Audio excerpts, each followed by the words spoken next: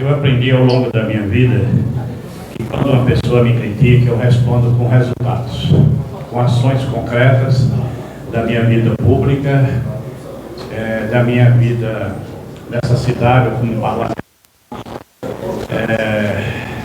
Por um ano inteiro, um ano e 3 meses, o que a gente mais ouviu nesse estado foram palavras de elogios, palavras de apoio, palavras de conquistas, palavras de que, tanto o meu apoio quanto o apoio de Zé Calcar seria importante, o desejo de me ter como vice-governador, o desejo de ter Zé Calcar como vice-governador. Então eu aprendi. Aquelas pessoas que ao longo da minha vida eu não conquistei para me apoiar, eu sempre respeitei. E nunca falei nada de ninguém. Então, eu vou respeitar essas opiniões porque o povo vai ter a oportunidade de julgar. Então, eu sempre coloquei a minha vida ao julgamento do voto popular. E assim, com certeza, embora eu não seja candidato nessa eleição, mas Zé Calcar é candidato, você dirigiu a coisa tanto para mim quanto para Zé Calcar. Antes você estava chegando, ele dirigiu a pergunta que agora, que não conseguiram nem seu apoio, nem o meu, estão criticando. Aí eu estou dizendo que palavras de críticas dessa natureza soa para o povo como elogios, né? Soa para o povo como elogios. Então, já disse lá embaixo e repito aqui, eu tenho a certeza que hoje Neto está muito mais preparado do que há 4 anos atrás. Acredito na luta, nessa luta bonita que a gente está travando. Acredito que vamos buscar a vitória, vamos trabalhar pela vitória e trabalharmos junto com o povo da Bahia. Aos adversários eu desejo paz, tranquilidade, respeito ao próximo, né? Porque eu era a melhor pessoa do mundo e de repente eu não sou. É algo de errado nisso, né? Zé Calcar era a melhor pessoa do mundo e de repente não é. Será que vai acontecer isso com outros que também foram convidados?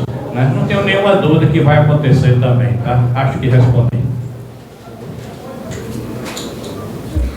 Eu queria perguntar um pouco mais sobre a região de Jequié. A gente viu uma movimentação importante do ministro da Casa Civil, Rui Costa, fazendo de certa forma críticas também, uma relação pessoal com o senhor também. Eu queria saber o que é que o senhor espera também nesse momento de eleição com relação às intervenções que podem vir do governo federal, os impactos da atuação do governo do estado também naquela região. Como é que o senhor tem acompanhado e analisado esse futuro agora nesse período eleitoral?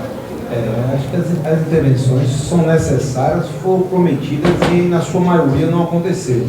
Nós temos, infelizmente, algumas intervenções na região, mas são obras ainda de pequena magnitude, a não ser a questão da universidade, que é uma obra já um pleito muito antigo.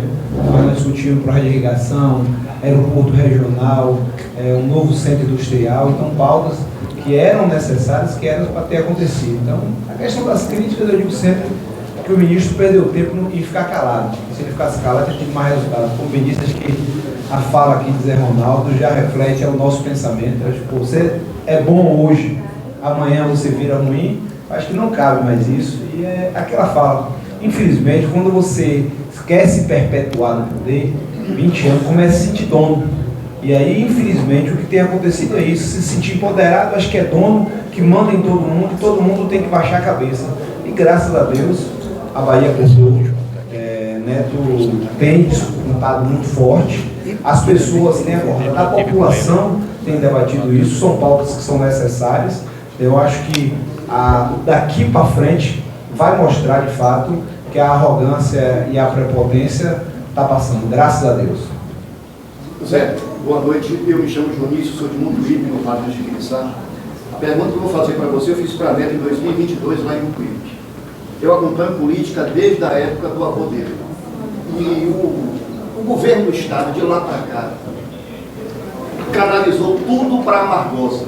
E você sabe muito bem, vocês sabem muito bem que o Vale do Jiquiriçá é composta por 20 cidades, inclusive Lafayette Coutinho.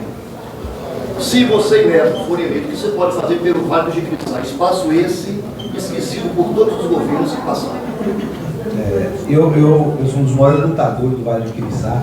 Inclusive, né, do aeroporto regional se concentra no Vale do Jiquiriçá. que você vai abranger os dois territórios, que é o Vale de Jiquiriçá e Médio Rio de Contas. E para mim, isso já desponta muito bem. O Vale de Jiquiriçá, né, é uma das regiões mais produtivas da nossa Bahia e, de fato, falta pouco incentivo. Nós temos um debate fraco de Estado, de equipamentos públicos, de fato, que descentraliza alguns serviços. Eu acho que nós vamos debater muito com o Neto isso. Quando o Neto busca trazer o interior para dentro da chapa, é justamente isso. O Neto quer ouvir a ponta, quer ouvir esses debates que são necessários, de fato, para que a gente faça construções. Não é que a Margosa não precise ter o que tem, é importante que a Margosa tenha, mas a gente precisa também ouvir Mutuípe, a gente precisa ouvir o Bahia, a gente precisa ouvir Jiquiriçá, a gente precisa ouvir Laje, a gente precisa subir o Vale debatendo pautas que são necessárias, que gerem riqueza, que gerem fortalecimento, projetos que capacitem mais o nosso produtor, são, na sua maioria, municípios agrícolas, tem um teor muito forte na área de agricultura, mas que a gente traga, de fato, equipamentos públicos, que traga mais organização e ordenação na clavícula região.